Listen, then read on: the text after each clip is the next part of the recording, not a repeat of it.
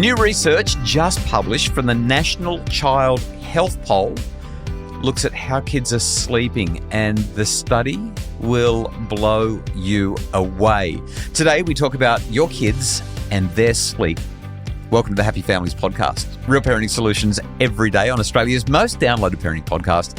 We are Justin and Kylie Coulson. Sleep deprivation is one of the cruelest forms of torture that exists in human society. How many times do you think we've walked around like zombies because we haven't got enough sleep? So it's one of the three pillars of good physical health, okay? Diet, yes. Nutrition, yes. Sleep is one of those three pillars that are completely necessary for us to do well.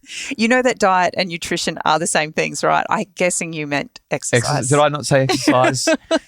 I got a text from JR the other day. Have you had enough sleep? When we were recording a podcast recently, you got something wrong. I pulled you up on it. You said, no. And we redid it anyway.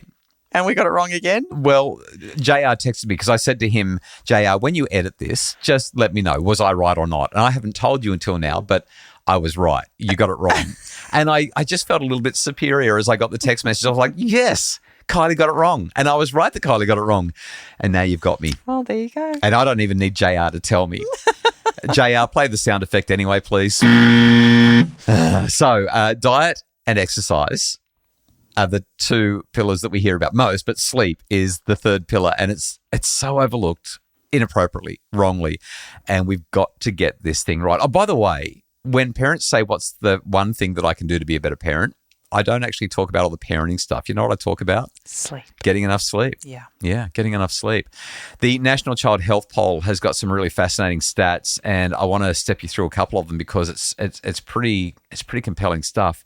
The study revealed that 42% of children, this is a study across 1,600 parents, looking at 1,600 families, 42% of children have problems with their sleep patterns. 42%. That's nearly half of all families are identifying children who have problems with their sleep patterns. Did the study actually look into what is predominantly causing?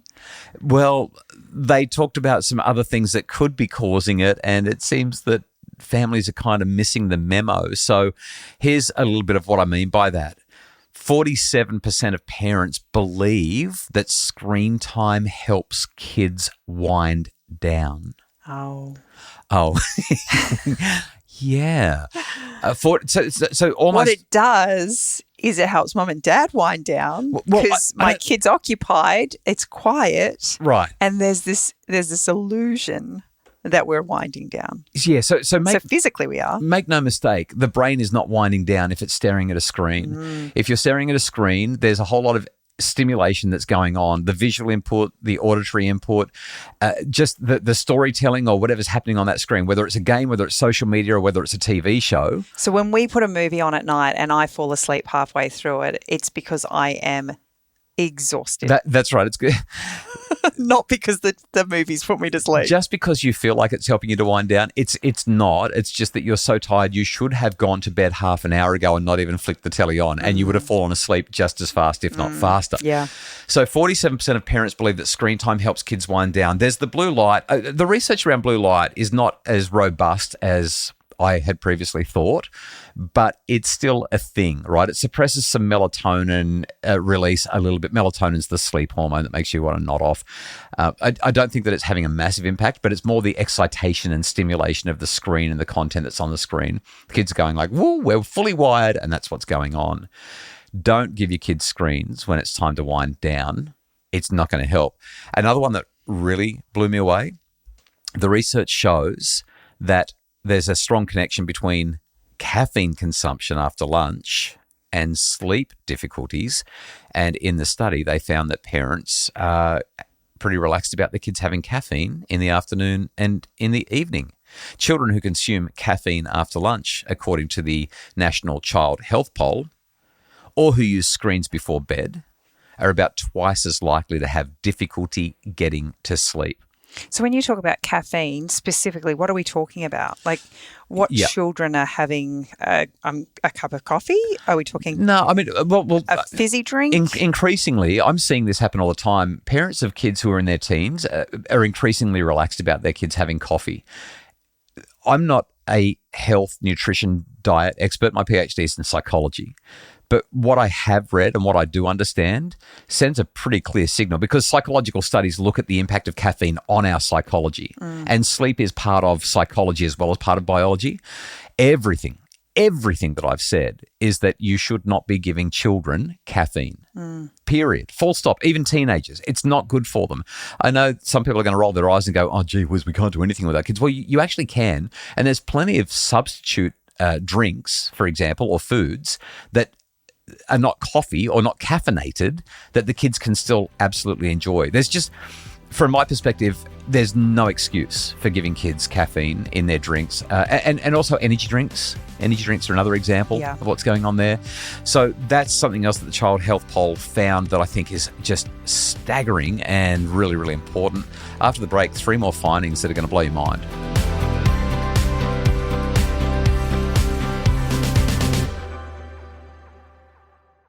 Okay, Kylie, the National Child Health Poll looking at kids and sleep. 42% of children aged 5 to 17 have a problem with their sleeping pattern.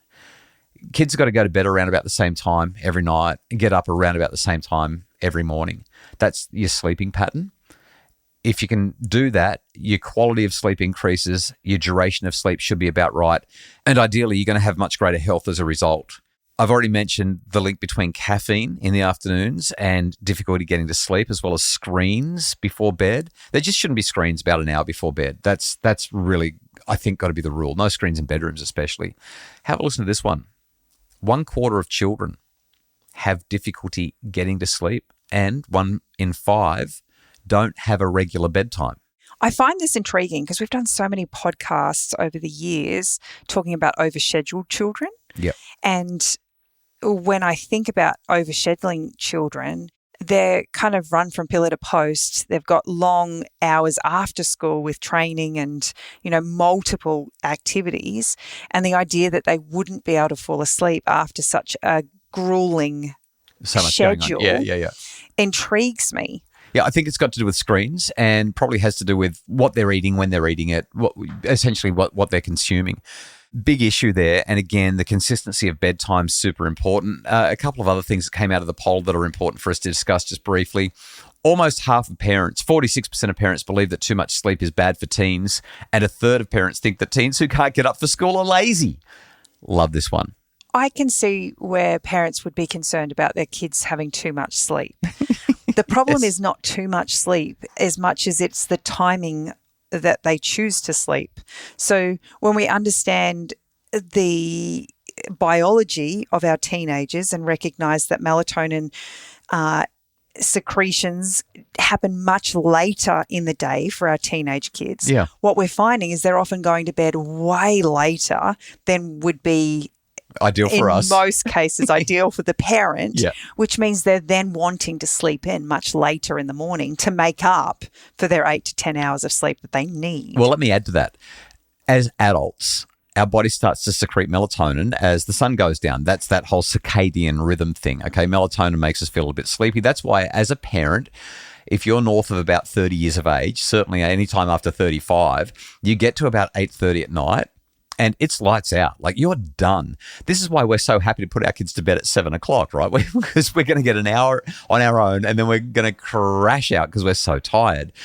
Our body produces melatonin to put us to sleep, and throughout the night, it produces less and less melatonin so that we're waking up at, 5 o'clock, 4:30, 5:30, something like that. For our teenagers, though, the body secretes that melatonin an hour to 2 hours later. So while we're exhausted at 8:30, they're still good to go at 9:30.